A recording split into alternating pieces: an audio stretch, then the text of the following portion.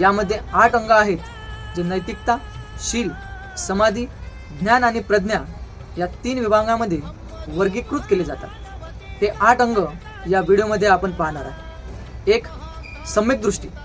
जीवनातील सत्य समजून घेणे म्हणजे दुःख त्यांचे कारण आणि निवारण ओळखणे. अविद्येचा म्हणजे अज्ञानाचा विनाश हा याचा उद्देश आहे. 2. सम्यक संकल्प.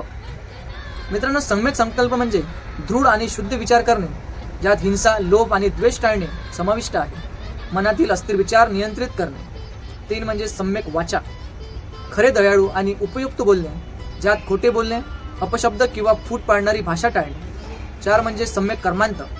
नैतिक कृत्य करणे, जसे हत्या न करणे, चोरी न करणे आणि अनैतिक शारीरिक वर्तन टाळणे. प्राणी मात्रांवर दया करणे. 5. सम्यक आजीविका. अशी आजीविका निवडणे जी इतरांना हानी पोहोचवत नाही, जसे हिंसक किंवा फसवणूक करणारे व्यवसाय टाळावे. मित्रांनो, 6. सम्यक व्यायाम. चांगल्या विचारांना प्रोत्साहन आणि वाईट विचारांना रोखणे म्हणजे सकारात्मक प्रयत्न. मित्रांनो, 7. सम्यक स्मृती.